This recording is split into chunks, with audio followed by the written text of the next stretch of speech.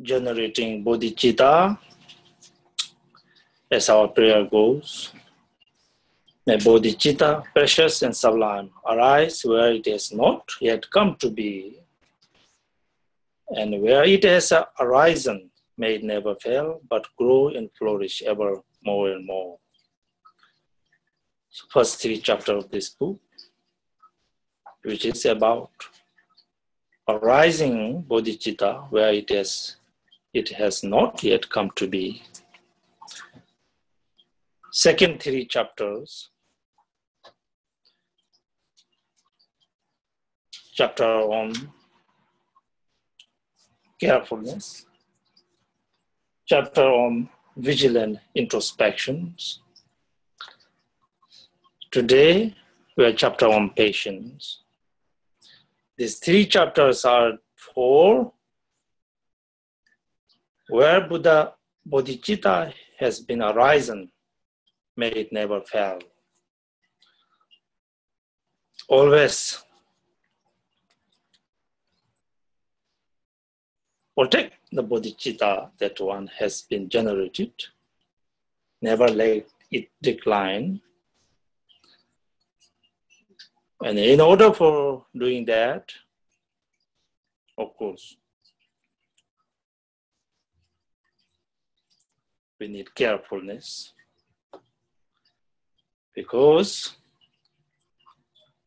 wherever we are, whenever we are, there are always something that undermines our bodhicitta, our bodhisattva commitment. So therefore, practice of carefulness and practice of vigilant introspections, constantly examining your body, speech, and mind, and patience. That really is very, very important. Without that, one may definitely go back to square one. So patience is really, really important. So today, we are on chapter 6 about patience, perfection of patience. That is on page 77.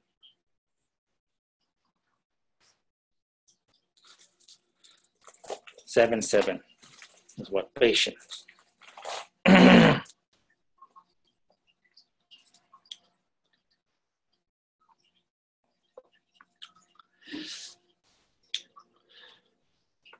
Now, according to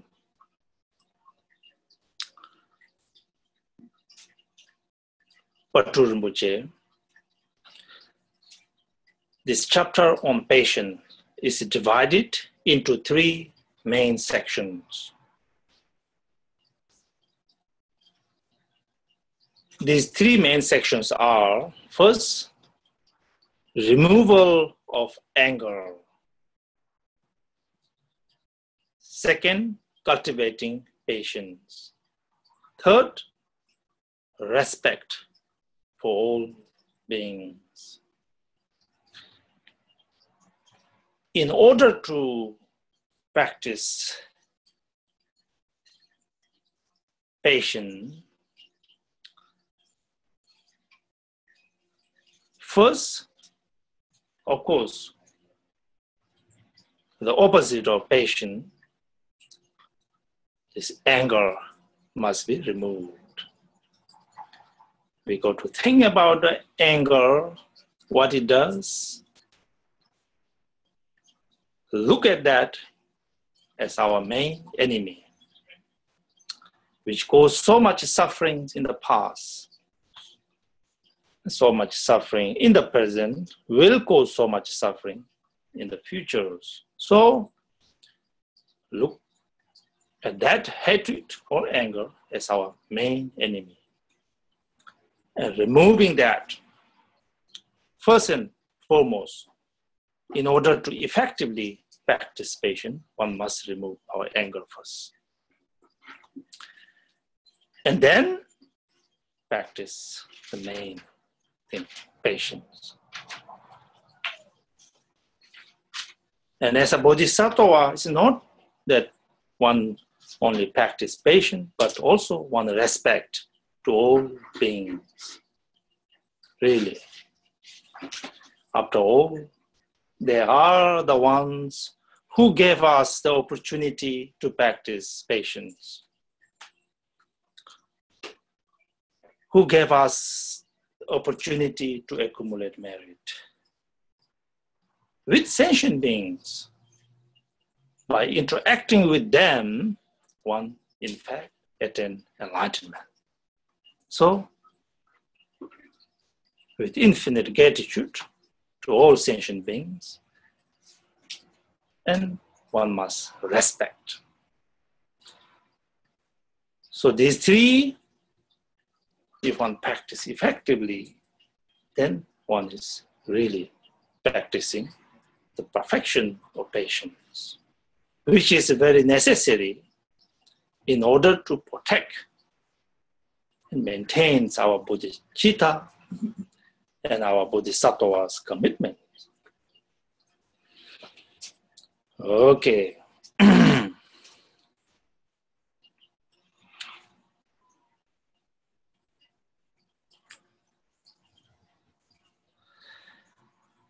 Now,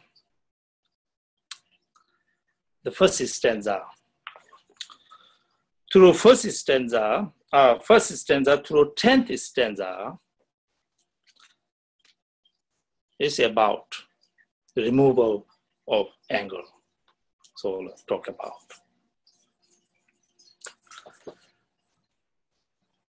So here, in order to remove one's anger and put effort removing that, what do we really need to begin with? To begin with, we need to understand the defects of the anger or hatred. Now, of course, there are lots of defects.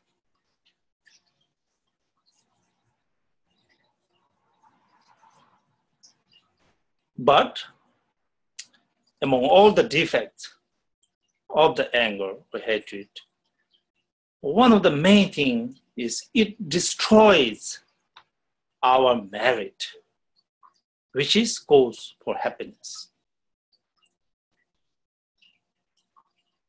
So this is unbelievable thing for bodhisattvas. Anger not only disturbs our well-being for the time being, but also destroys our merit, which is the very cause of our happiness in our future lives. It does very mean things.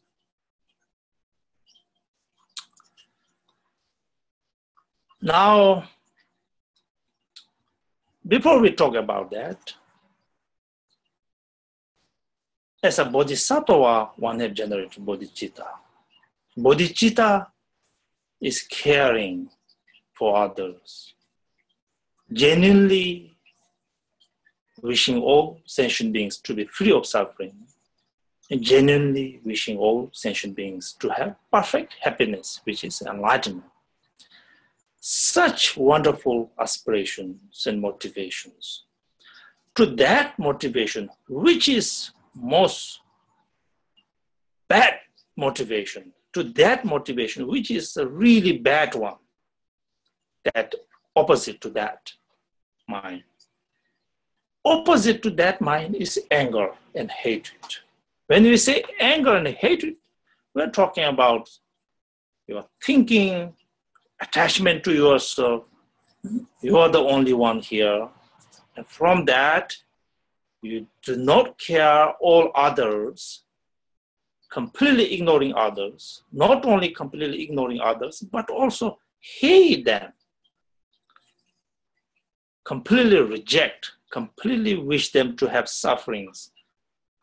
The direct opposite, really, the worst things that can happen to a bodhisattva is hatred. If there is a hatred, then there's absolutely no bodhicitta. When there's no bodhicitta, bodhisattva is no more bodhisattvas. His or her perception is completely gone. So, what is the most important thing as a bodhisattva? What's the most important thing in order to protect our bodhicitta? What's the most important thing is, of course, watch and let not this anger arise. If that anger arises within our mind, then that's done deal. There's nothing left. There's no excuse. There's no place for anger here. If there is anger, hatred is generated to any beings, actually, giving up sentient beings. Or as we talk about root downfalls to bodhisattva, what can happen is, if one kind of give up, even for one single sentient beings,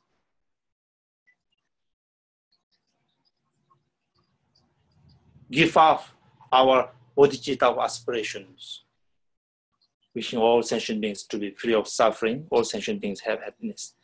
Even for one sentient being, if that hatred is come up, then we broke the bodhisattva's precepts. So, the greatest enemy, the greatest obstacles thing is the anger, hatred for bodhisattvas. So therefore, Shantideva, when we talk about protecting bodhicitta, what else we are really going to talk about if we don't talk about patience, taking care of our anger, removing our anger. So in order to protect bodhicitta, one must remove anger. In order to remove anger, one must know first what are the defects of the anger. Among all the defects, this anger destroys our merit. So here it says, all the good works gathered in 1,000 ages, such as deeds of generosity and offerings to the blissful ones, a single flash of anger shatters them. So that's how intense it is. Of course, here, Shantideva, as a bodhisattva, he really put it, how do I say, he described the anger really intense, really intense. So now, for this stanza, as you can imagine, in monasteries, we talk about this stanza a lot. We debate about these stanzas. The main debate is, well, all ignorant sentient beings, after all, have anger. Ignorant sentient beings are full of affective emotions. So if one single anger, hatred can destroy for thousands ages of merit, will there be any one who can protect bodhicitta or who can attain enlightenment? Big questions. Answering to that questions, then there's a debate and philosophical speculation about this. So we talk about, when we say here, anger shatters the merit, what kind of really merit we are talking about?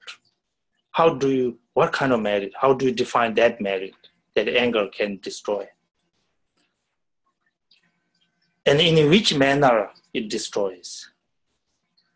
In order to destroy, what kind of anger there should be, and to whom this anger is generated. Object matters. Anger to ordinary people, anger to Buddhas or Bodhisattvas, or does that matter? Well, therefore, infinite discussions. So we don't have that time. That is for monks and nuns. Here, I will put it in a very simple way. At least we got to know this. When we talk about the anger shatters all the merits, we're talking about the merit that are accumulated with our body and speech. And the merit that which is quite ordinary. Ordinary here, I mean that which is not motivated by bodhicitta, that which is not accumulated with the understanding of natural reality, the merit which is not sealed by the dedication of merit, dedications. So these are the merit that which anger can shatter. Now, as I always try to explain this. In order to keep our merit always there, what we go to do is at the beginning, generate bodhicitta. Actually, we call 3 supreme methods, Tambasum. 3 supreme methods are, whenever one accumulates merit, first generate bodhicitta. From that motivation, within that motivation, one accumulate. In the meantime, then we talk about, if it's a really supreme way of accumulating merit, then one must have the understanding of emptiness.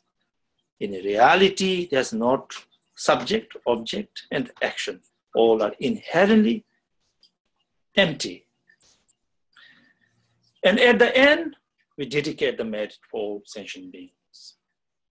When we talk about the benefit of dedication merit, we say that if a drop of water, you throw it in the ocean, until that ocean is dried out, that drop of water never dries out. Likewise, whenever you dedicate your merit for the benefit of all sentient beings to become fully enlightened, imagine that merit becomes inexhaustible merit. This merit is not destroyed by simple anger or hatred that every sentient being has. This merit becomes inexhaustible because you first of all generate bodhicitta, and at the end, you dedicate the merit for the enlightenment. Because you do that, until you become enlightened, this merit will continue to yield their results, and it not exhausted, as we talk about, right, in this text, and continually to do so until one becomes enlightened, until ultimate aspiration is fulfilled. So here, one not only understand the defects of the anger, but also one should understand the importance of dedication to your merit and importance of generating bodhicitta at all times.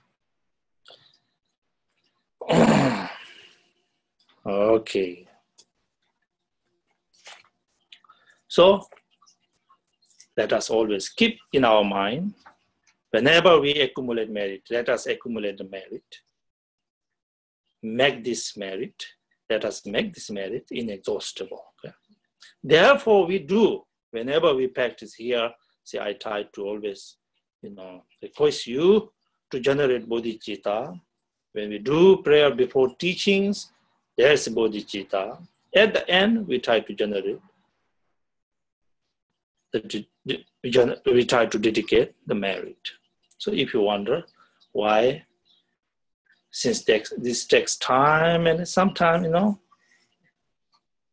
why we are doing it, we have lots of things to talk about this kind of, before and after things. They're very, very important. Okay. So now, stanza second reads, no evil is there similar to anger. No austerity to be compared with patience. Patience is the most wonderful thing. Steep yourself, therefore, in patience, in various ways, insistently. So, for that reason,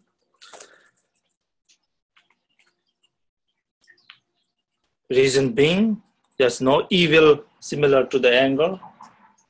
There's no austerity to be compared with patience. Patience is the one. So therefore, one must practice patience. Patience significance, the importance of the patient, one must understand first. One must understand the defects of the anger first, so that one practice like that. Now I will stop reading here. I'll just say I will give you general view from stanza 3, then talk about basically the defects of the anger that we have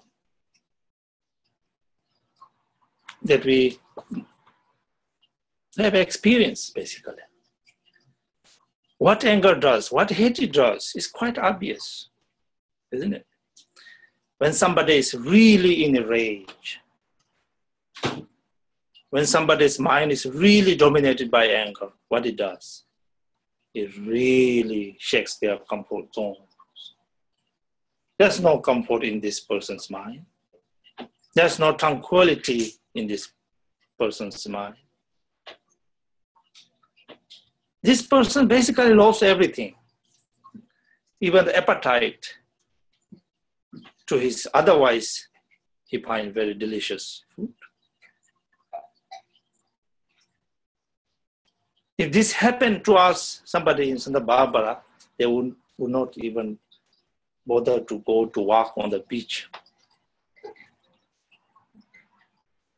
And then I try to sleep, but it cannot sleep. Try to interact with people. So for some reason, so much anger is there. One's friends also one find them weird. So all these things really, I won't go so much there. We all know this. That's how anger is in day-to-day lives. Forget about this, Shantideva's way of explaining how bad anger is, shattering marriage. But in day-to-day lives experience, really, what anger does. Those who are really upset, they are not pleasant people. They're not pleasant with their own family, even, let alone to others. So, one must know that. So therefore, from Bodhisattva's point of view, anger is your enemy, who you have to wage war with, who you really have to deal with. The inner war is something that which brings you lots of sufferings. When we talk about, usually we have relatives, good ones to us and bad ones to us. Good ones, somebody who brings us love, being good, kind. The bad ones, some kind of suffering. If your definition of enemy is somebody who brings you suffering, then anger must be your enemy. So therefore, as a real Bodhisattva, anger is something that one always look down on, try to remove, try to be free of that anger.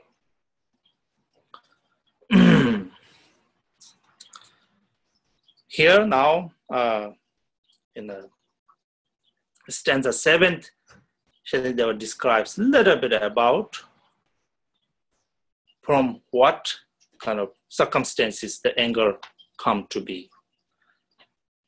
He says, getting what I do not want and all that hinders my desires. In discontent, my anger finds its fuel. So those kind of things, little bit, not that happy mood, so to speak. See, when that happens, Bodhisattvas immediately know, as we talked about last time, practice of mindfulness and practice of vigilant introspections. As a Bodhisattva, living in a society, dealing with the society, one's loved ones, one's friends, one's acquaintance, not necessarily friends, but there are always time that this fertile ground for anger to generate. This happens. As a Bodhisattva, with the practice of mindfulness, with the vigilant introspection, immediately that situation happens, recognize. And immediately from the very root, the foundation of anger is eliminated. Try to eliminate. That is our practice. So, as a Bodhisattva, what we really got to do is we, again, not forgetting practice of mindfulness and vigilance, we always try to keep our mind on a track. When circumstances we encounter, immediately knowing that is what vigilant practice is all about. And immediately stay away from that. And once it totally determined that one is going to keep our mind at peace, at ease, always in this happy mood, so to speak. After all, this practice, bodhicitta, is for happy,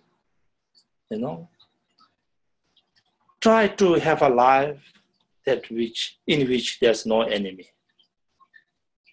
As I said again before, if there is a real enemy to you, then you are not bodhisattvas. Always keep a wonderful life, peaceful.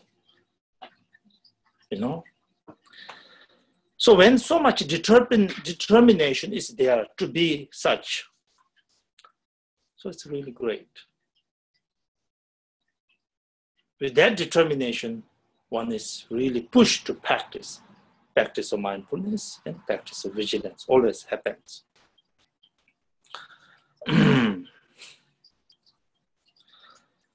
So this stanza 10 is usually, it's really good.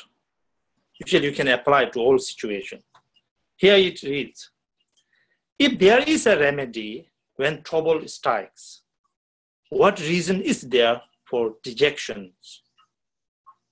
And if there is no help for it, what use is there for being in being glum? Basically, if there's a remedy there, why you are kind of making fussy about it?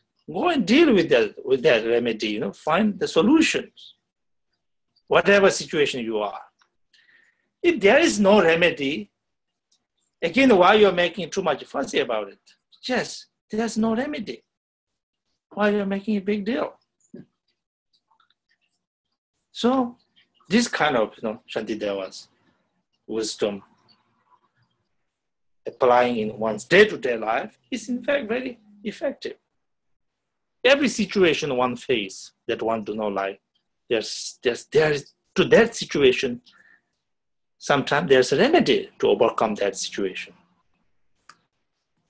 If there's a remedy, then why you are just keep on worrying instead of go and do that, overcome that situation? If there's absolutely no remedy, then again, what's the use of your worries? Okay. So basically, that way, knowing the defects of anger from a spiritual point of view, Dharma point of view, and from day-to-day life's experience,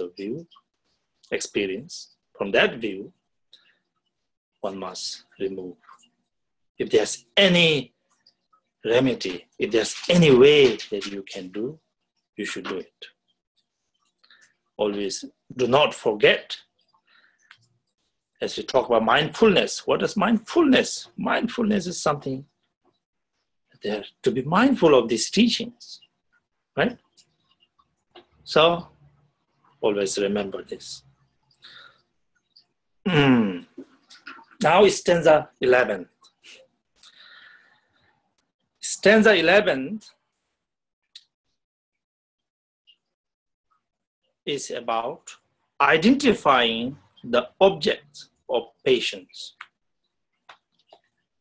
Now, in order to be patient, we got to know to whom one needs to be patient with. Obviously, there are a lot. But here, all these objects, if one put all together, there are 24 kinds of objects, 24 objects of patience, okay? Here, in the root text, it's not that clear, but in the commentary, we do talk about that, 24 kinds of objects of patience. So I just, thought it's a good idea to share this with you. We'll give some thoughts about identifying the objects of our patience. Okay. Now here, the text reads, pain, 1, humiliation, insult, or review. So sometimes translated as suffering,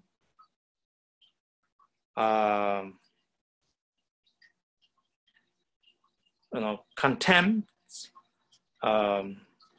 insult, and then instead of rebuke, they translated as destructions of good reputations. What it really is pain. Here, pain is suffering. Humiliation, Tibetan word ipa, that which translated as something through humiliation, then it really obstructs oneself from acquiring what one wish to acquire, what one wish to obtain. So that's kind of humiliation.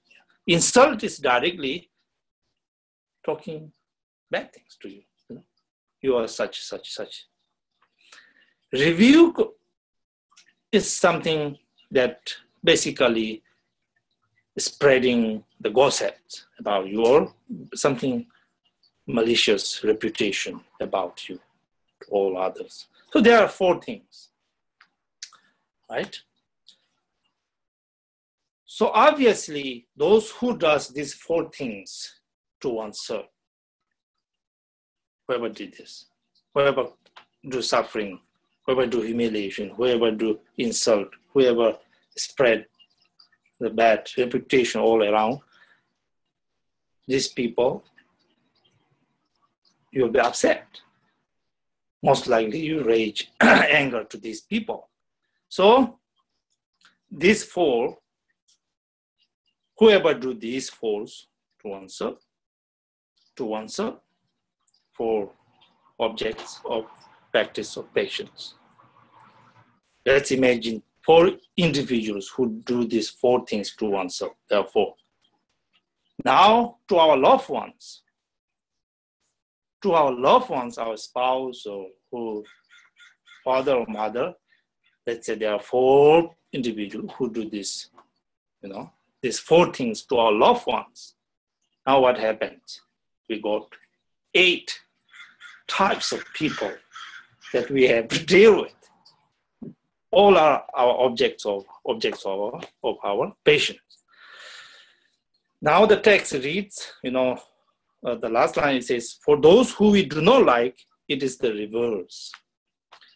That which means reverse. If there is somebody who we do not like, or as ordinary people, if there is somebody who one hate, so to these people, one do not want them. Now reverse in a sense here, instead of suffering, happiness. If there is somebody who brings happiness to our enemy, again, we are not very much happy with those people. Who brings, instead of humiliation, who brings all the things that our enemy likes? Who say good things to our enemy? Who spread the good reputation to our enemy? Those people, they are 4 individuals again. So here we're talking about is, when we talk about patience, we are talking about in 3 groups. Patient for oneself, when somebody directed to oneself, being patient. When somebody directed to one's relatives and loved ones, being patient.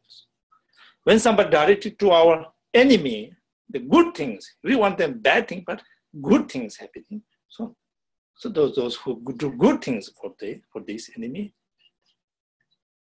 So one must be patient. All in all, how many? Here, 12. 12 objects first that one do not wish to happen, but happens. That one, not happy to these 12 individuals, 12 kinds of actions. Right? I hope it's very clear. The 12 individuals who do 12 kinds of things that we do not wish them to be doing. Now, another 12. We have to have 24, I remember. Next 12 is something what one desire, but somebody who obstructs in fulfilling one's desire. Somebody who obstructs in fulfilling one's desire. So again, how we count this is same. Instead of suffering, now what one wishes to have is happiness. So there might be somebody who obstructs our happiness. That's one. There might be somebody who when somebody brings us such a material, success, everything, obtaining, that obstruct that. Or somebody who is going to say us good things, but obstruct that. Somebody who is going to spread a good reputation about us, but somebody who obstruct that. There are 4 kinds of individuals. That 4 kinds of individuals, again, replicate to our loved ones. Now we got 8 kinds of individuals who we have to be patient with. We have 8. Now go back to our enemy. If there's enemy,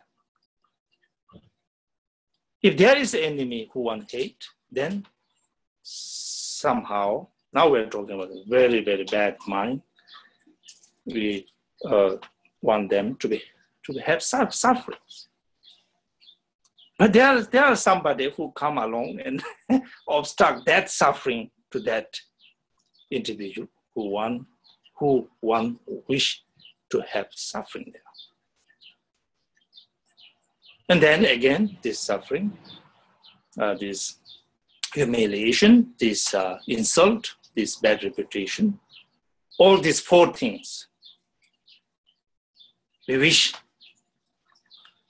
that poor things to have happened to our enemy, but somebody come along to obstruct that.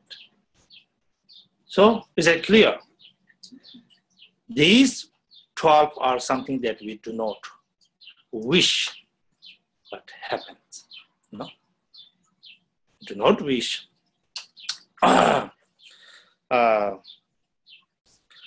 First 12, that is first,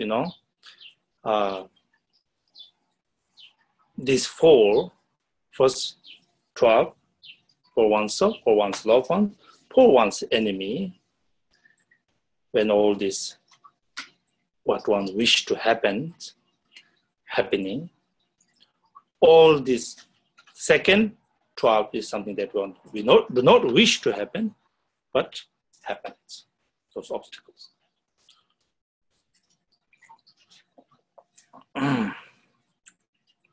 So these are the 24 objects.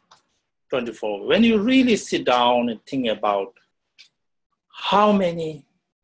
what kind of people, individual there might be to whom one be patient with. So there are 24 kinds of individuals that divided into oneself, one's family, one's loved ones, into one's enemy. Okay?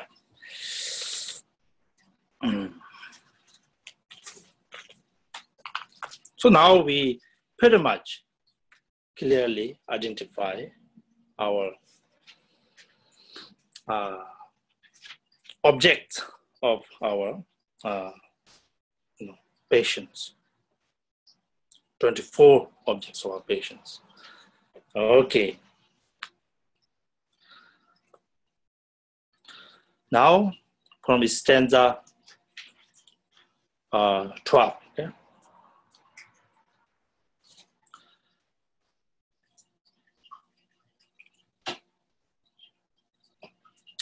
From here, now we are talking about how one practices patience. The main body of the practice, patience.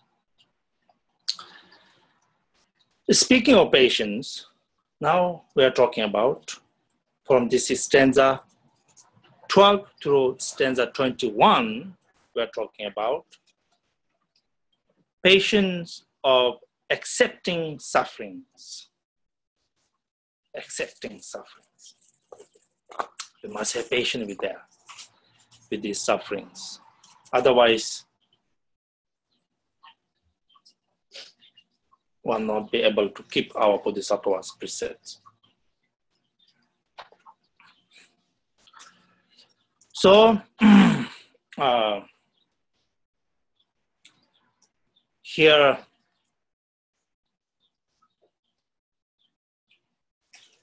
as a Bodhisattva, how one deal with our sufferings. First, how one view our sufferings, actually. Suffering is actually part of our beings. We have this body, which is the composite of 5 elements.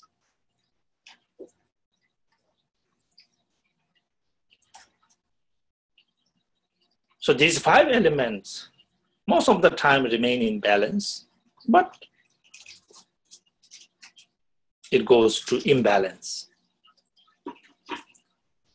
In the long run, ultimately, you have to leave behind this body.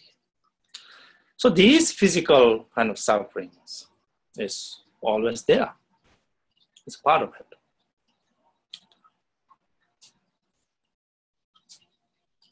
And now we have mental sufferings. We have 2 things, right?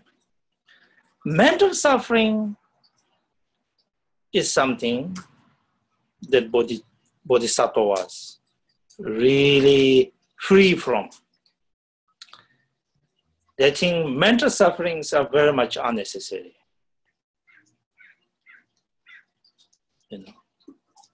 When we really look at our sufferings, how many sufferings are real suffering that one must go through, and how many sufferings are one's own creations? That's really good questions. You always keep in your mind and ask that question to yourself at all times. And one may find is that lots of sufferings are one's own creations, not necessarily to be there. Creations of one's own mind, the suffering. Really. Most of the time, our body is okay. But our mind, always there's something. So as a bodhisattva, as a practitioners, what is most important thing is we have two things important to know. We have our body, we have our minds. The body is suffering, it's a composite of elements and that things happen. But mental suffering should not happen to bodhisattvas.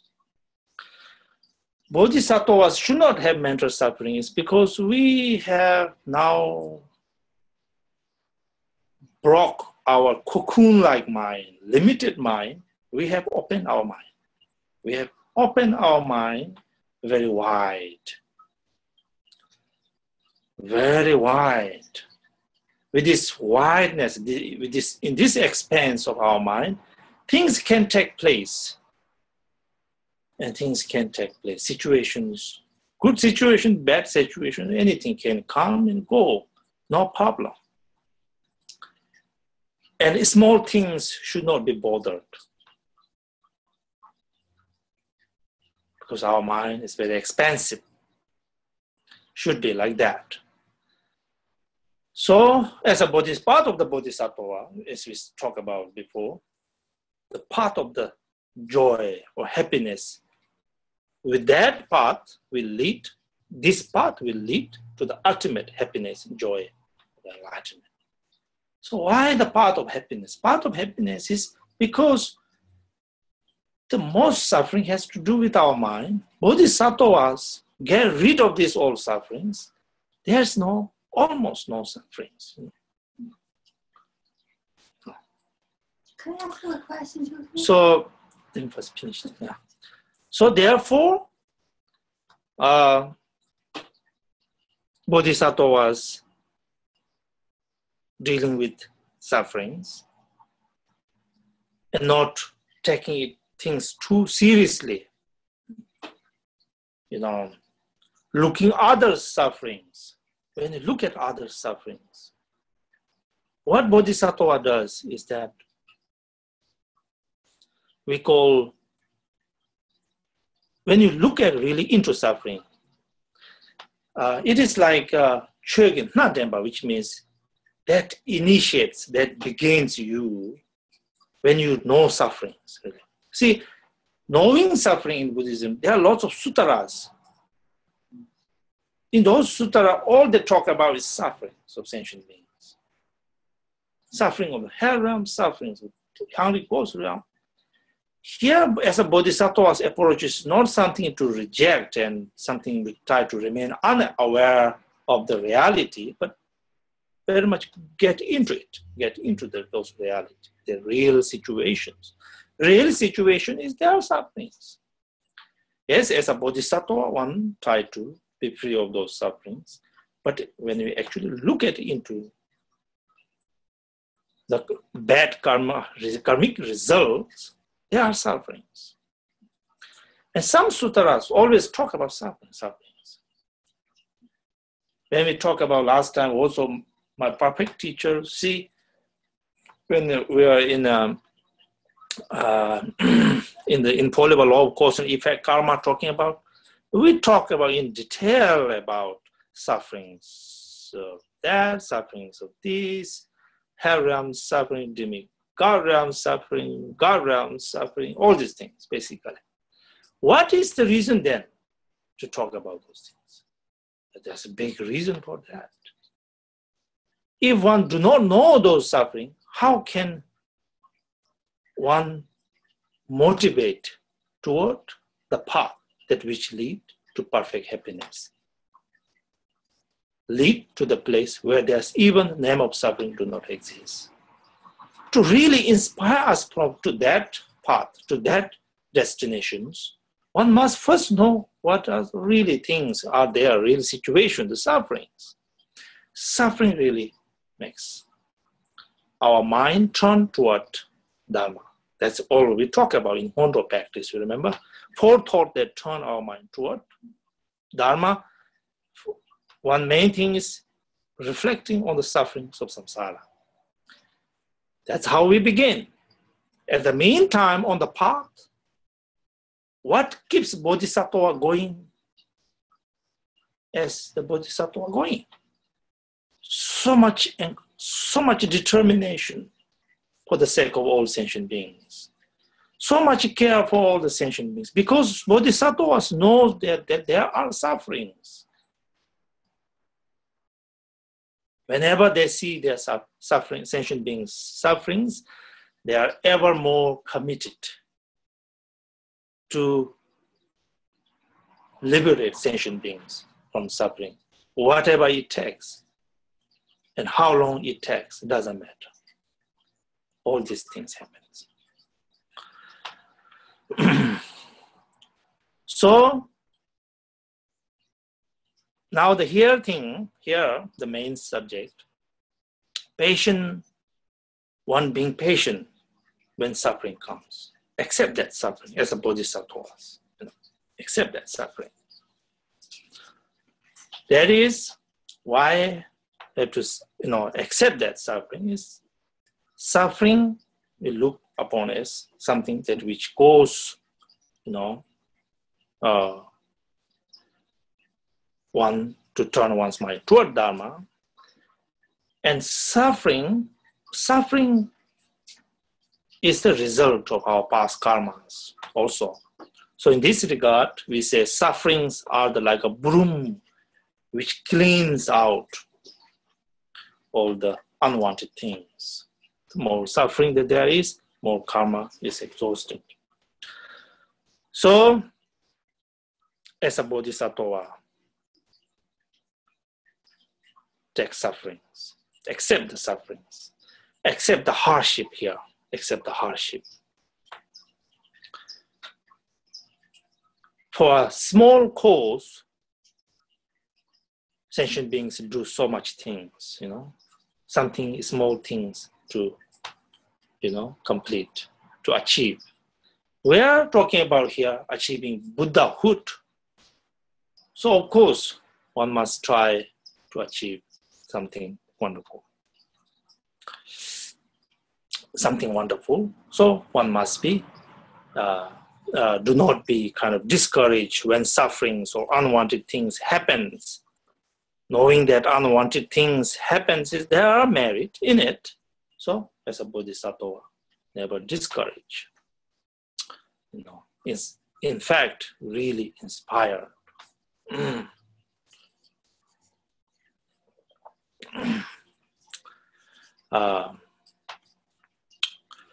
One of the instruction that my past life, gave to his disciple is that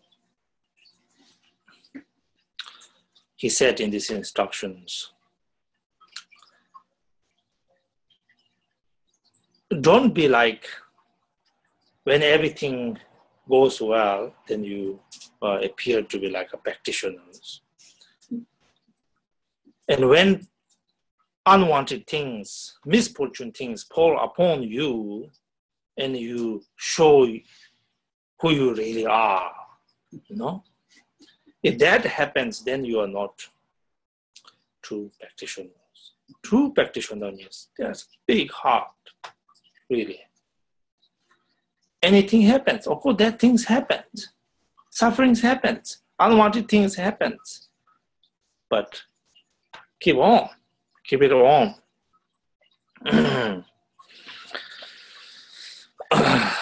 That we call actually, in Tibetan Buddhism, we say Chengyen Lam Tu Cherwa, which means taking the suffering as the path, isn't it? Taking suffering as the path.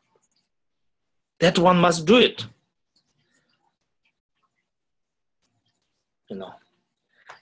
What I'm here saying is, as a bodhisattva, one tried to be free of all sufferings, but when you look at all sentient beings' sufferings, And all these things, difficulty one face on the path, from different conditions in society, one do not give up at all. Always try to take whatever comes up, everything as the path.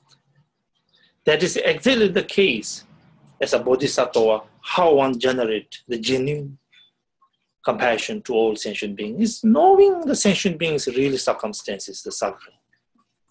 Then there's something powerful happens, really. Yes, sentient beings do not wish to have suffering, but they do. They do have lots of sufferings. So there's something very shift to your mind that happens. This stanza 14, is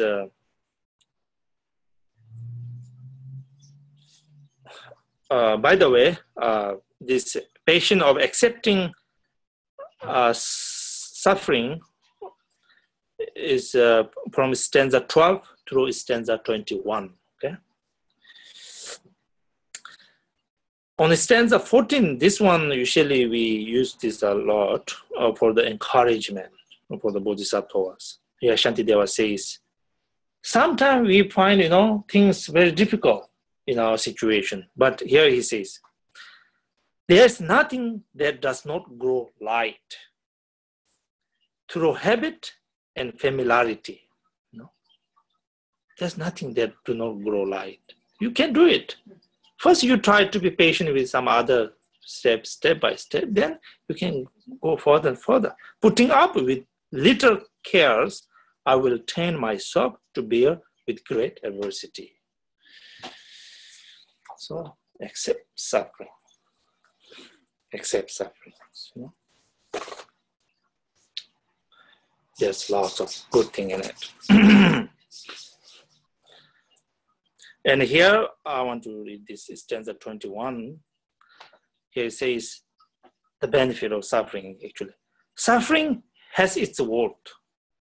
Through sorrow, pride is driven out.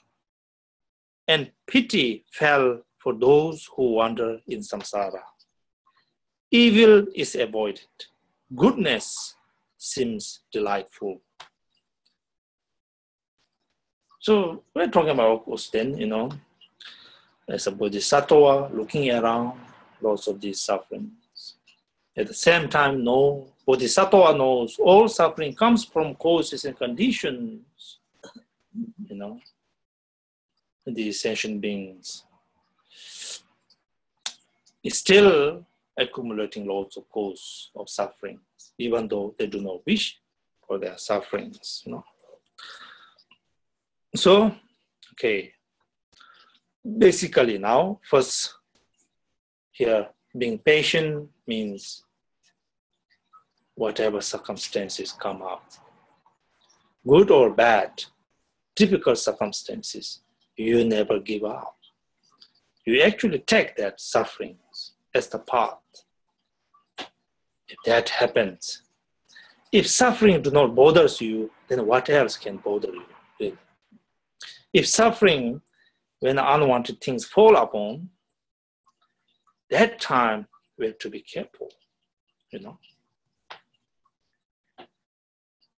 Otherwise, as my past life said, when everything goes well, you appear to be a good practitioner.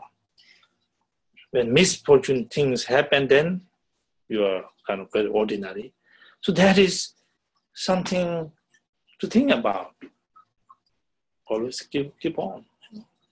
Be patient, be patient. Okay, next.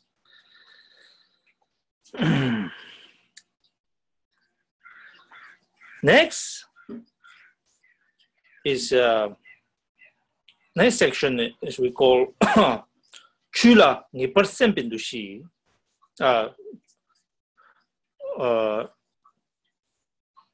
Chula Ngipersen Bi Zunju. Which means that being patient as a bodhisattva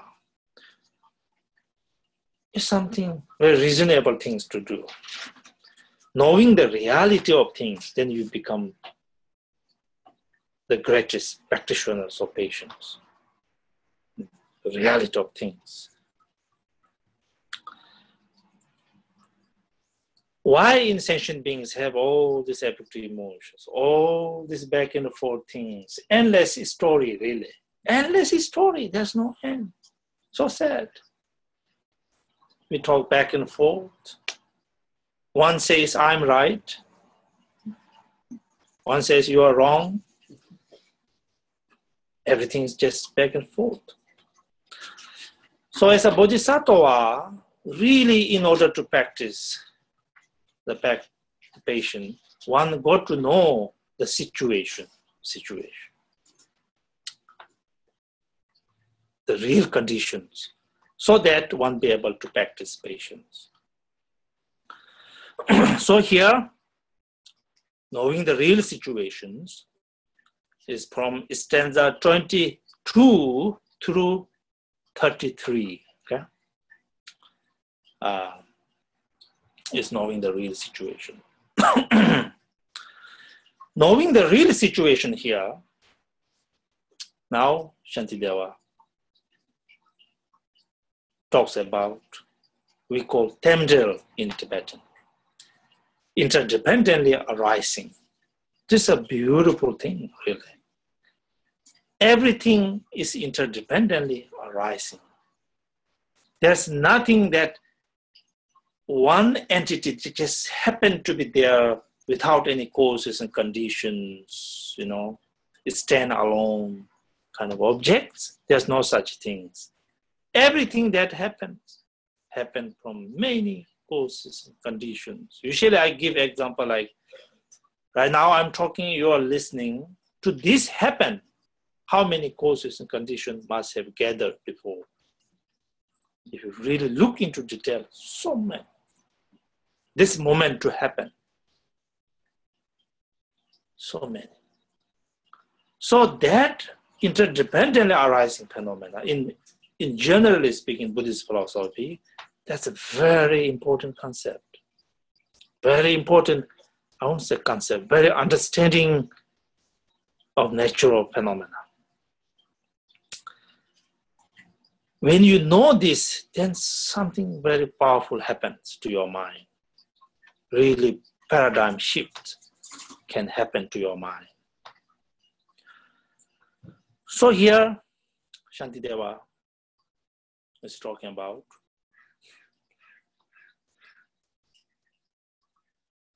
in order to practice patience, one first knows object of a patient, right?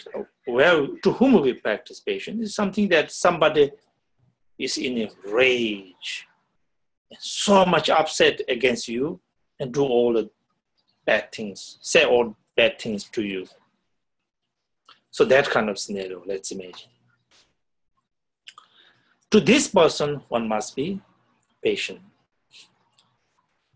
So here, Shantideva says, that person who is really against us, that person, when you really look at that person, what he or she has is the anger. Because of his or her anger and hatred, that's why he or she does the thing they do. Now, what is really the driving force? Driving force behind this scene. What is that? That is simply anger, hatred. That's it. Now we found the very driving force of that. Now what is the really, that driving force, the anger? What is that anger? Anger is something, it's not something out of nothing, Anger comes from different causes and conditions. Different causes and conditions. Like this, let's say eye consciousness to happen.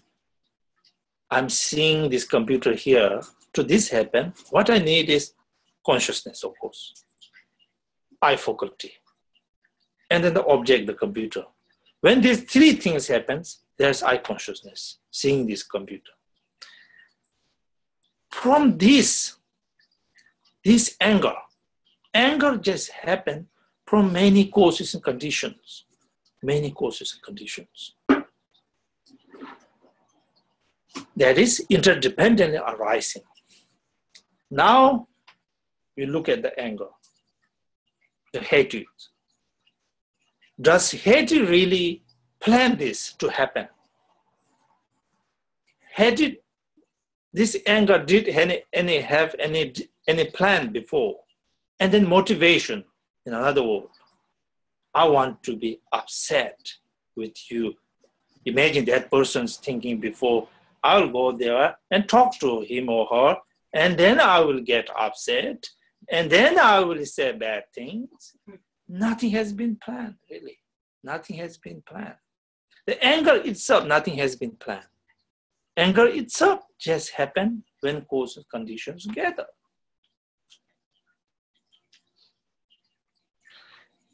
Shantideva gives example like a illness.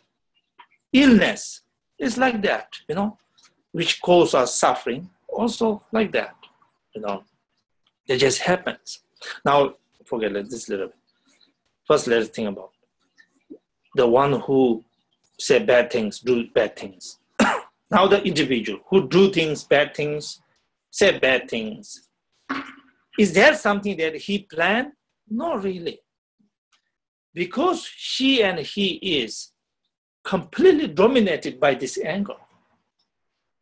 That's the main thing here, the understanding. Why she says such bad things? Why he does such bad things? Because absolutely there's no choice. Completely under the influence or dominion of anger, hatred. Somebody who say bad things, who do bad things, just the agent, something that, outside. Real things inside. Real things inside.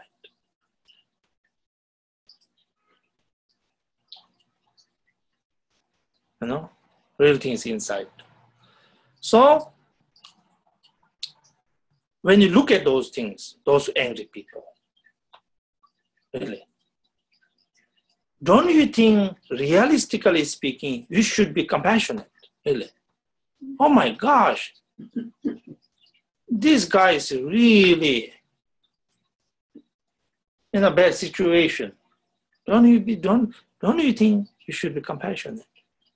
How can you be upset, or how can you respond with anger when you really know that this person is completely dominated by this anger?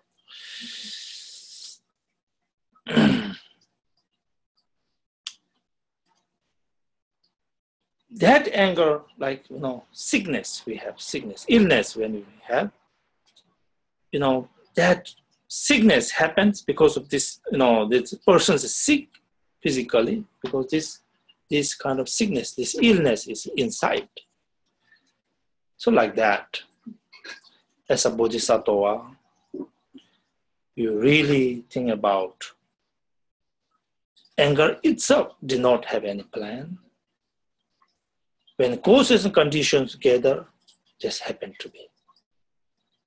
Like in the mirror, reflections just happens when the all causes and conditions gather. Like that, anger just happens. Look at the person, he or she do not have any freedom, poor guys. Because from these causes and conditions, from this anger, from this hatred, they say those things. So, very much objective compassion.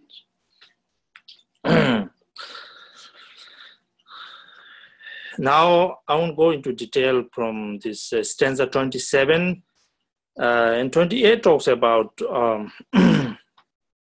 because we will be talking about this subject in chapter 9. This is about Samchaya school in ancient India when Shantideva was teaching this kind of philosophy was there, that which says that things do not happen interdependently. The things that just, happen to be there, such as primal substances and soul. Basically, Shantideva is rejecting this idea of not arising everything is interdependently. If there is such thing, he rejects. And in stanza 29 and 30, basically, again, another school we call Rinpoche, translated, in Sanskrit is Nyayikas, who believe the self, there's a so-called self, which is permanent. So if it's permanent, then we are not depending on other causes and conditions and so forth. Shantideva rejects this too. So basically, when you really look into the reality of phenomena, everything is interdependently arising.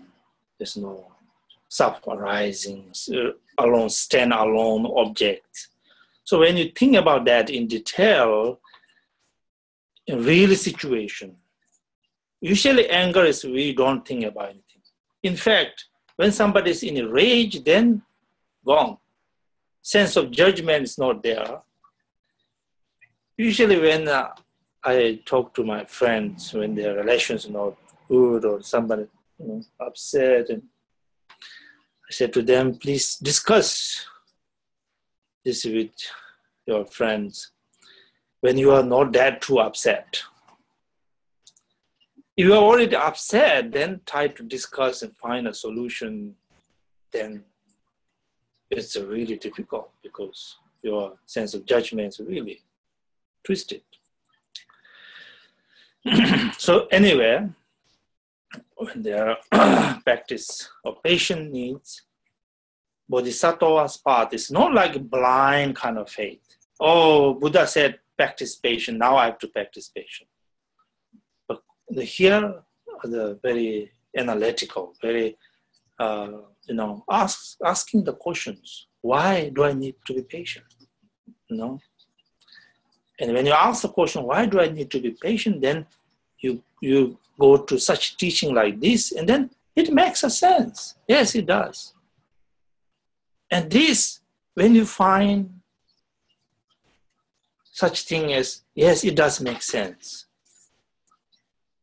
To live a life in its real sense, live a rational life.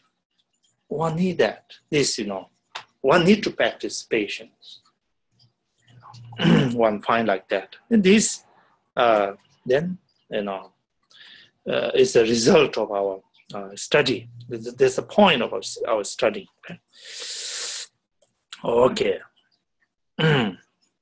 So anyway, says thus, when enemies or friends are seen to act improperly, remain serene and call to mind that everything arises from conditions. Okay. Next section is something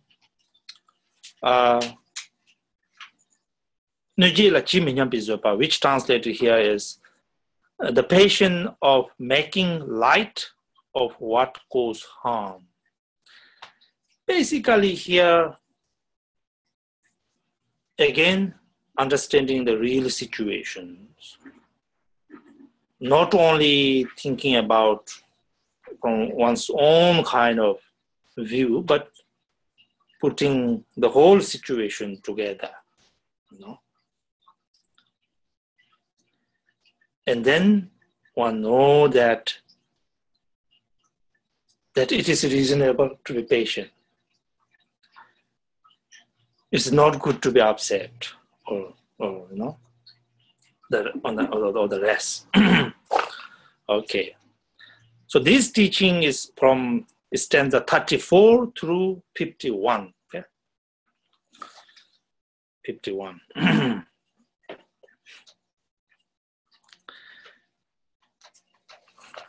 Okay.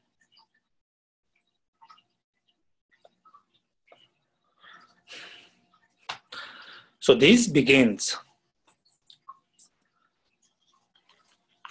reflecting the conditions of sentient beings.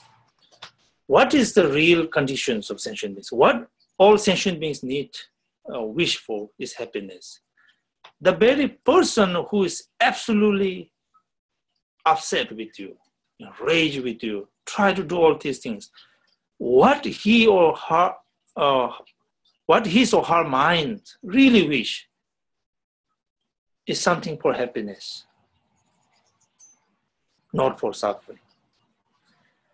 But as a bodhisattva, when you look at this person, oh, this person is on the wrong track. So much ignorance. So much ignorance of what brings suffering. He or she wish for happiness, but all that he or she does is accumulating the cause for sufferings. Cause for suffering, really. That cause of suffering is anger itself, hatred itself. Following that, everything, negative actions are cause of sufferings. Those, so much in hatred, these people not only, trying to bring suffering, other is one thing, but mainly who really suffers? These individuals themselves are the first victim, isn't it? As we talk about. First victim is themselves. So much suffering they go through. And from there, they try to bring suffering to others. Oh, so much on the wrong track. When bodhisattvas know this, really, these people are the object of compassion. No, really, no really object of, again, in response with hatred. Absolutely not. Absolutely not. You see, we usually talk about bodhisattvas or the real practitioners. When suffering happens,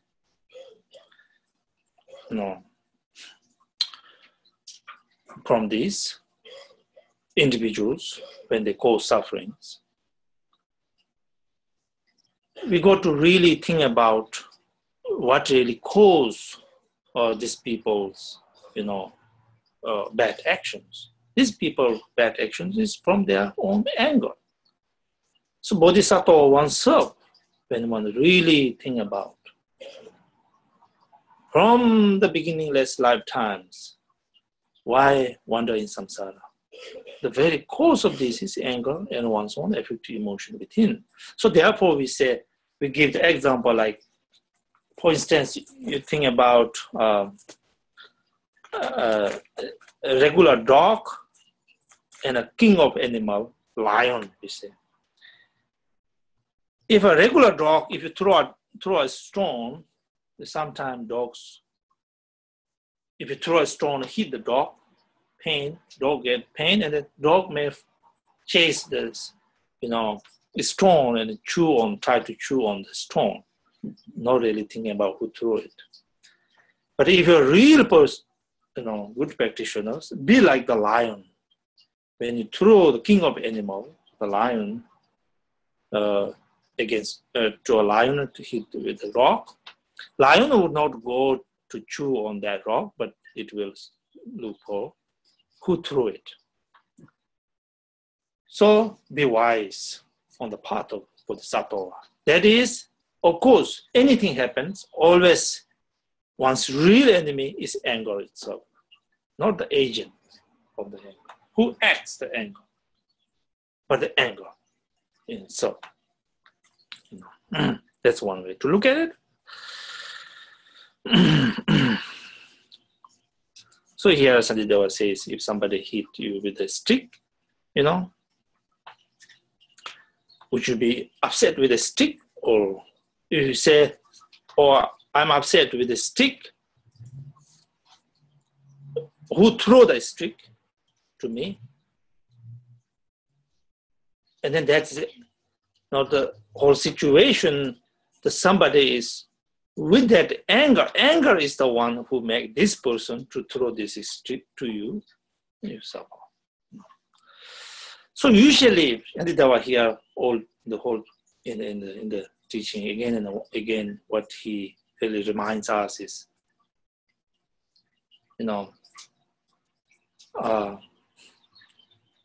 for instance, we always have to think about what the really cause of suffering.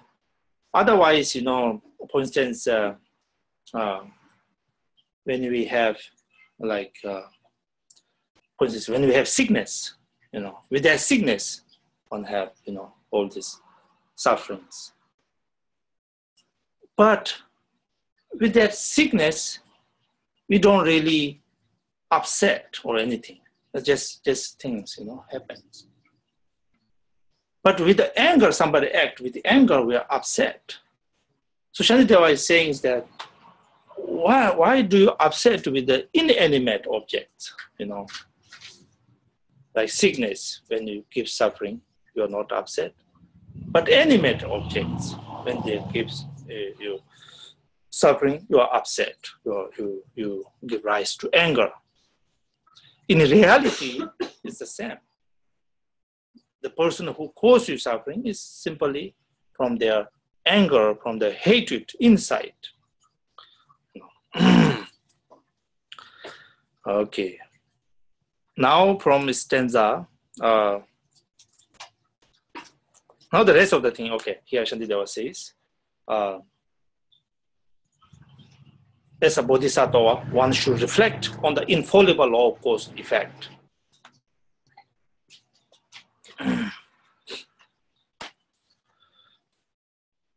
When suffering is there due to different causes and conditions, one look at as, again, the whole point here is to be patient, right? To be patient. Do not really point always finger out there, but think yourself, Due to so many causes and conditions, you remember? Things happen from so many causes and conditions. Very keep in mind. Usually, sometimes I get myself, some kind of flu-like symptom, congested nose and, the coughing, those things. When this happens, I think about why this happened. Sometimes when I go to bed, now I feel I'm having those things. Hopefully it's not too bad. But when I think about it, on the whole day, somehow I happen to be not wearing my warm clothes, My shirt was too thin. I happen to be walking in the wind, all this cold condition. I happen to be drinking lots of cold water. And those things cause me those things, But anything happens from many causes and conditions, right? That's the one thing. Anyway. But now as a Bodhisattva practitioner, as a Buddhist, one must think that things comes from causes and conditions, from past karmas, in fact, also, Such things happen, and things happen. There's no creator God who bring us suffering, but all has to do with somehow from karmas. When you think like that, then you are really taking the situation in a very wider point of view. When I have so thought, I don't think, because I did this and it happened. I did many things in the daytime. So therefore, everything contribute to this. Reflecting on the infallible law of cause and effect. So when you reflect on the infallible causative effect, because of past karma, these things happens. So in this moment, if I'm not being patient and respond with anger to this person, to this individual, so what am I really doing is furthermore accumulating the cause. If you do not like this situation, you should be the one who sees, who kind of stop that karma right here. So that is Bodhisattva's approach. Should be like that. Now, different way of thinking. This is again very important one. As I said at the beginning, at the end of this chapter, Shantideva talks about respecting to other beings, being grateful to all beings. Why? Because sentient beings are there so that one practice patience. If there's nobody, where are you going to practice patience? Where are you going to practice forgiveness? If you do not practice none of these things, how can you really accumulate merit and how can you liberate from suffering? When you really see an enemy, you just have to be very grateful. Because after all, these are the people who gave me the opportunity to practice patience, to practice my forgiveness, to practice my compassion. How can you really do bad things, say mean things in the response? Bodhisattvas cannot do that. Not only that, think about this.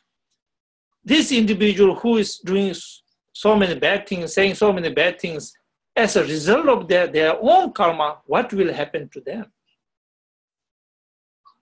So as I hear Bodhisattva, as a followers of the Buddha, we believe that every being is responsible for their own action, isn't it?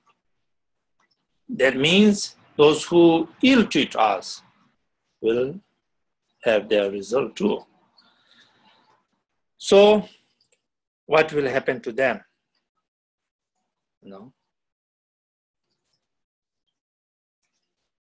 They gave us so many opportunities to practice forgiveness and to practice patience, but for them, they got to experience their bad karma. Oh my gosh! So how can you respond to these great beings in hatred back? There's no way. As a bodhisattva, there is no way. You have to be really being nice. So that is the teachings. I think we have to stop here because time is not my side. That usually happens. So anyway, this teachings is from 34 to 51, right? Stanza 51. So we will let us stop here on 52.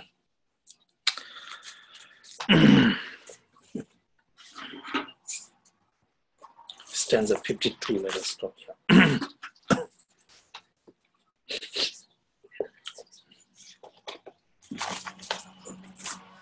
Can we ask questions now? Okay, now, No question. please, first, if you have any questions, ask, and then I have some other things to say. Okay, here, Kimberly Ralph, our Sangha member, is asking a questions. I want to offer bodhicitta. My cousin's son killed himself this week, and the service is tomorrow, and I want to help her, but I get so sad I'm useless. And so I want to know, what is the best way to help her with her sufferings?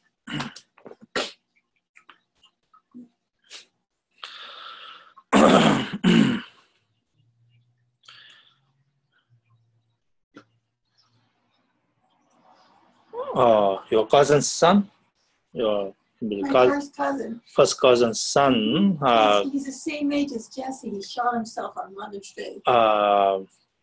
a young guy who committed suicide, so she's very upset. Well,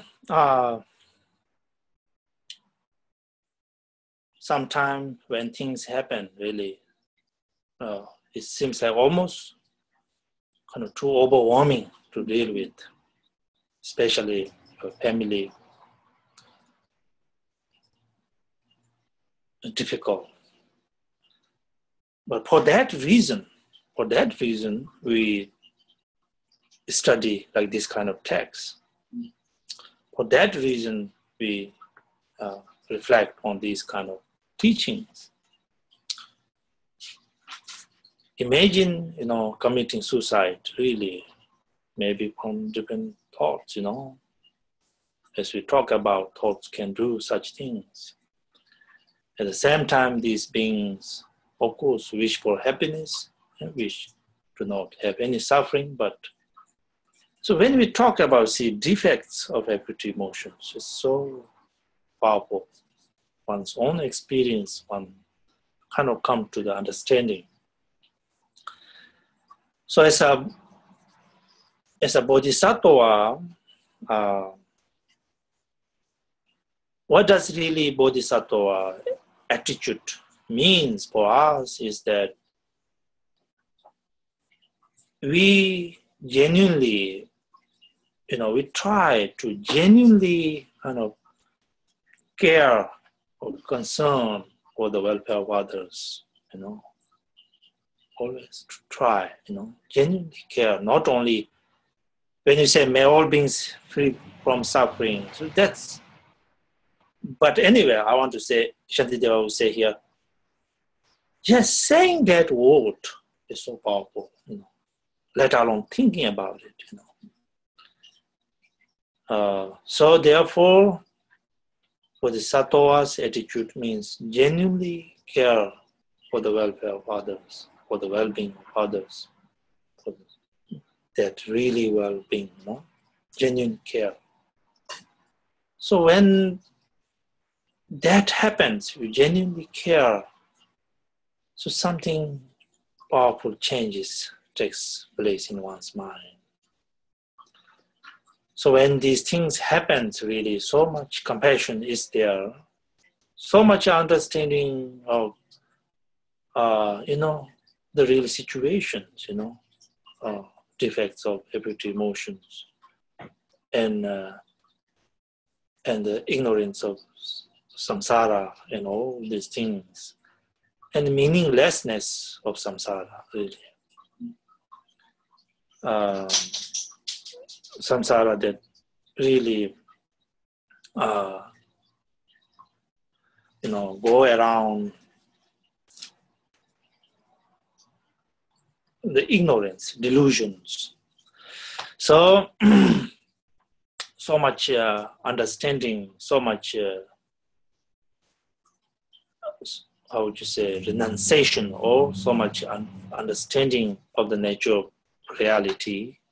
In that way, one ever more turn one's mind toward Dharma and to the genuine sense of careness to all other beings. As a Bodhisattvas, we always never forget to do our prayers.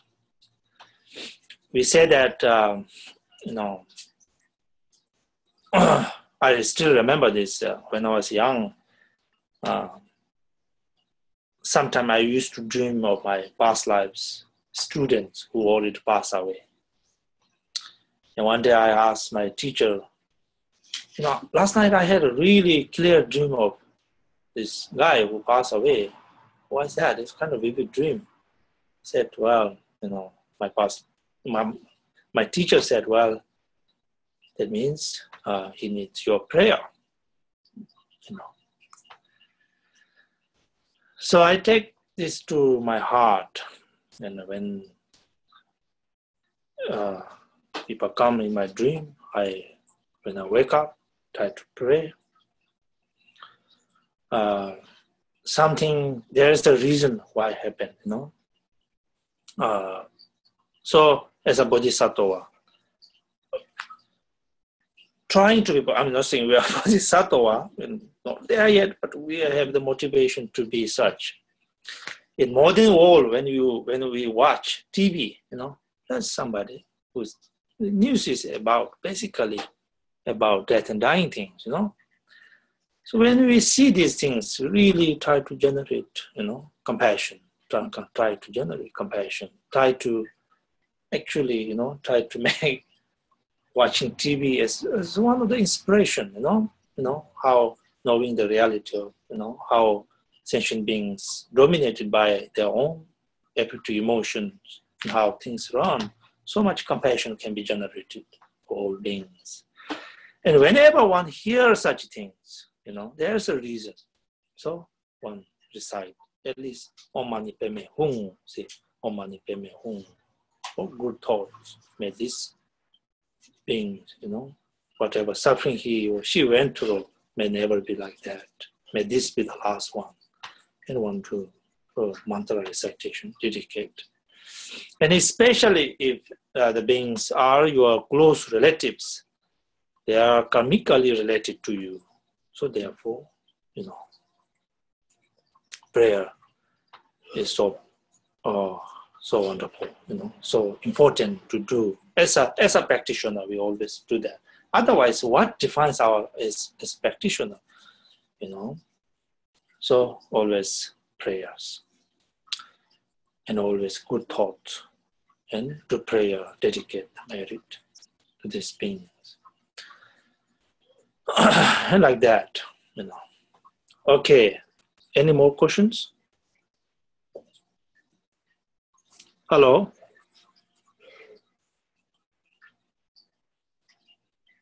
Hello? Can you hear? Yes, I can hear, and I don't think anybody has any question online. Okay. I don't know, but I'm not seeing anybody raising their hand or anything. Okay.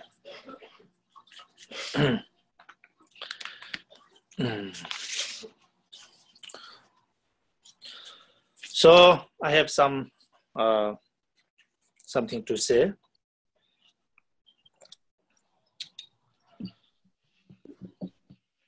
When the announcement went out, we said from April 7th through May 12th, I'll do this online class. So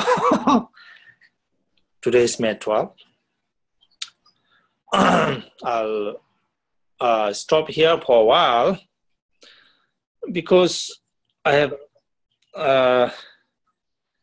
some events going on,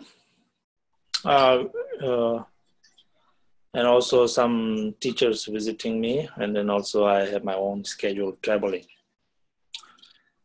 So we will stop here for a while. As we do this, I first would like to extend my thanks to Willa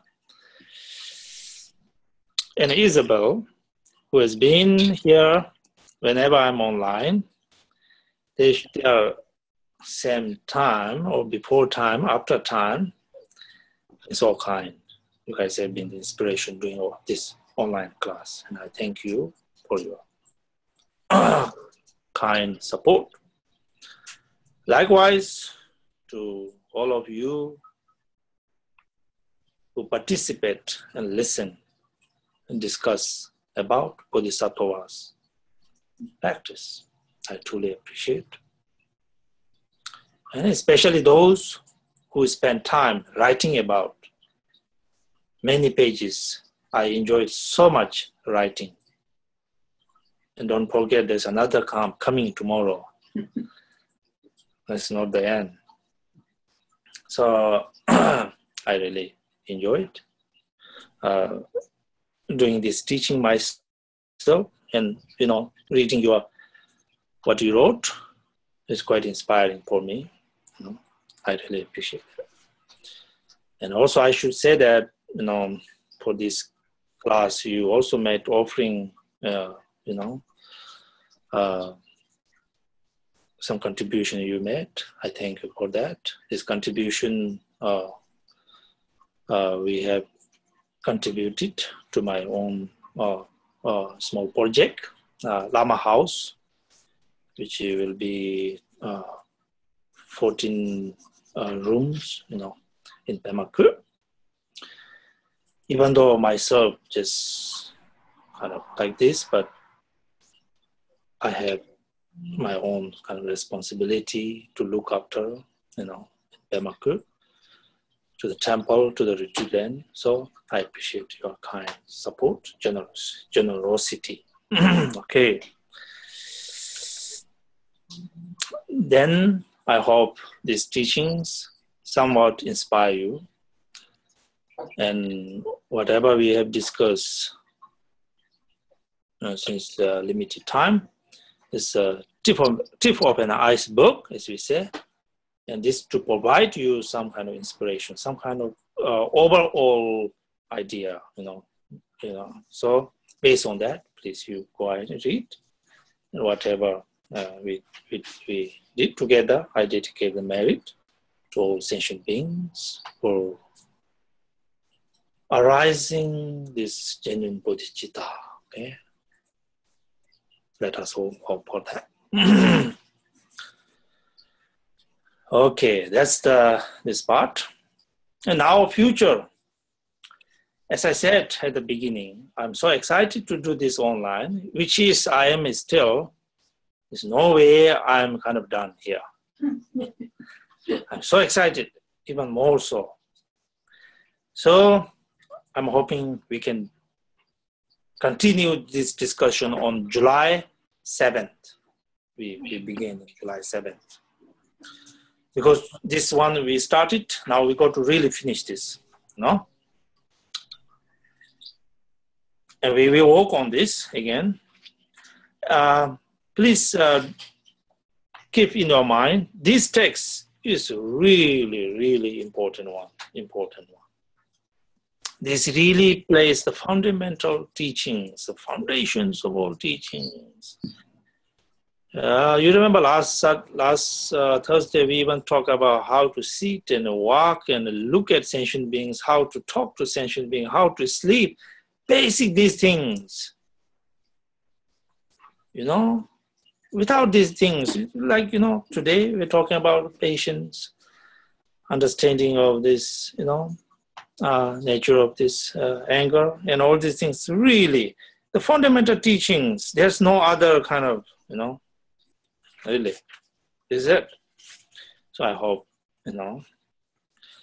the thing we started, we finish. Okay. And then what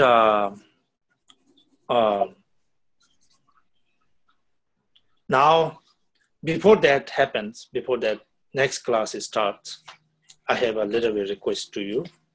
That is, of course, as I said, whatever we discuss is something tip of an iceberg, simply introducing you to the teachings. Now, please go back and read and reflect.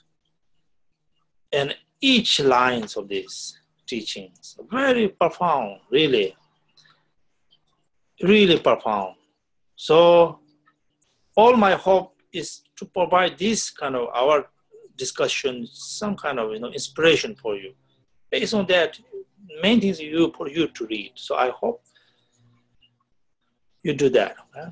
So go back and read and study and reflect. As I said at the beginning, these teachings are very profound. That means the more you do reflection, more to be understood, really. What does it mean to be patient, for instance? Perfection of patience. When somebody asks, usually we have these questions asked. Well, how do I need to be patient? Give me the method right now. Well, it's a long story, isn't it? When you talk about the whole chapter, long story. But there's no such thing, okay, this is it. And here you go to do it, you will be liberated. There's no such things. Somehow, understanding of the nature of reality, compassions, and all these things really, when you read through these, when you reflect on these things, then profound understanding, profound things happen. So, Anyway, I hope you read it. And one thing I again request you is, as we said at the beginning, for us as a Buddhist, engaging as a Buddhist, what we do is study and practice, right? Study is this one. Now practice. Practice part, I would recommend you, especially this is Sagadao month. I wish we had time to together do the Bodhisattva ceremony, but that did not happen, but it's okay. You can do by yourself.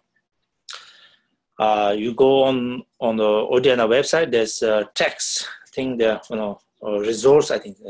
Underneath there's text. Within that text, click on that, there's this Bodhisattva vow ceremony, something like that. You print that out. Probably you might have already. And then I would recommend you, especially on full moon, this coming full moon, new moon, 8th day. Those times are very important time. The way you do is first you in your own room, or wherever that you be in your house, have at least one picture, Guru Rinpoche, Buddha, doesn't matter. Every Buddha, every Bodhisattva embodies this bodhicitta. So somebody which embody bodhicitta, somebody which reminds bodhicitta as a support for your visualizations. Put up there, and then water offering, generally, we do water offering. 7 bowls, or 1 bowl, 2, 3 bowls. If you don't have those things, you can just go and buy glass bowls, those things. Put up there,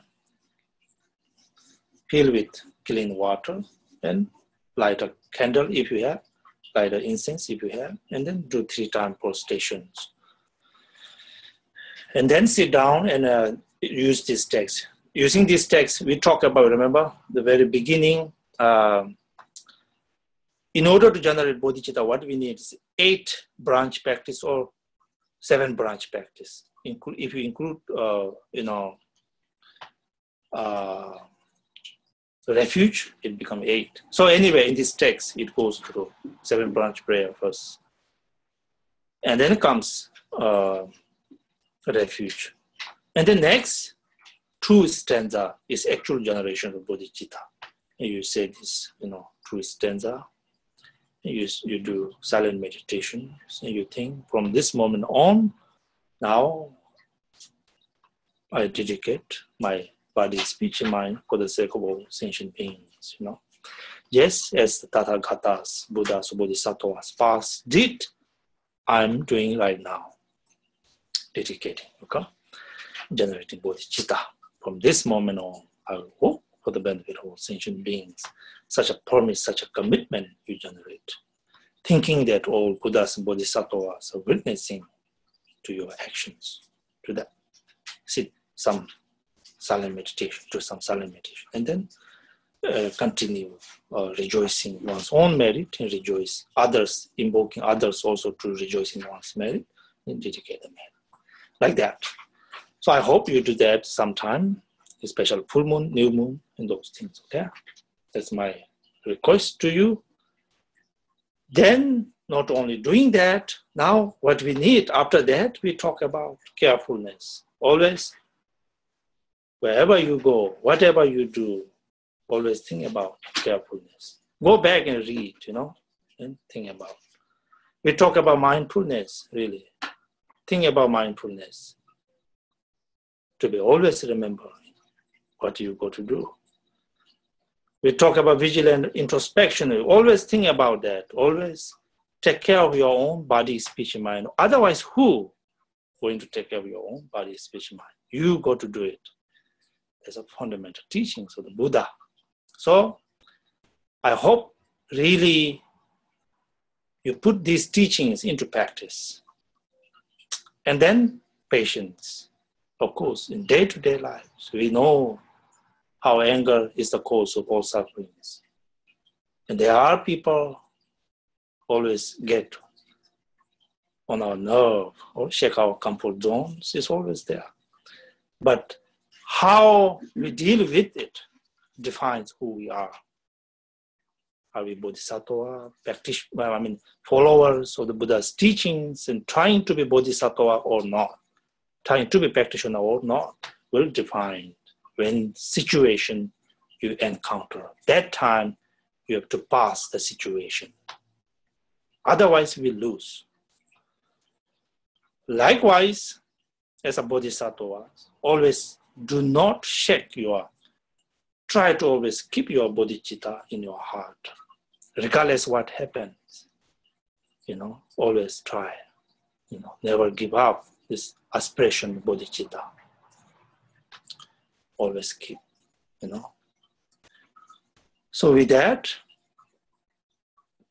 life is beautiful, wonderful. With the practice of carefulness, practice of mindfulness, practice of introspection, vigilant introspection, practice of patience, life is so excellent. And be like that. So, that's my request. While, I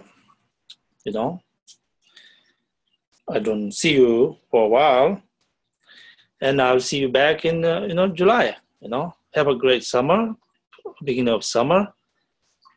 Whether or not we have a wonderful life is really depend on in our minds. Always keep that. Be a wonderful life means, pay some attention to this, to our inner value. That is, to keep our mind at ease, in peace. And when circumstances happen, not reacting immediately, but, think about your own practice and what you know from these teachings. And with that, basically, wonderful life.